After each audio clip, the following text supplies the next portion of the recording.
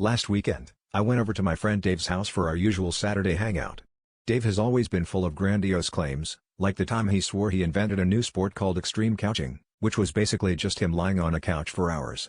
So, when he told me his parrot, Einstein, could hold a conversation, I figured it was just another one of his tall tales.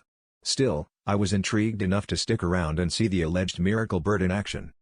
As soon as I walked into Dave's living room, Einstein greeted me with an enthusiastic "Hey, dude," which caught me off guard. I chuckled, assuming it was just a well-timed mimicry. Dave, however, was beaming like a proud parent at a school play.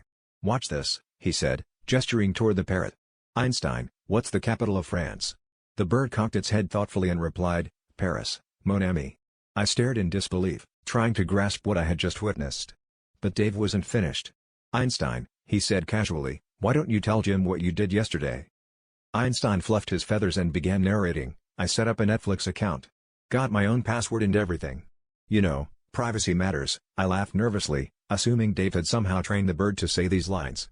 But Dave showed me his phone, where an email confirmation from Netflix confirmed the account set up in Einstein's name. At this point, I was starting to question whether I had fallen into some sort of parallel universe where birds had become sentient bureaucrats. Dave, meanwhile, just shrugged and said, "Yeah, he's been binging Breaking Beak all week." By now, I was half expecting the parrot to start asking for snacks to go with its binge watching. And sure enough, Einstein turned to me and said, "Got any popcorn?" I couldn't help but burst into laughter, tears streaming down my face as I realized the absurdity of it all. Dave looked at me with a knowing grin and said, "That's Einstein for you, Jim.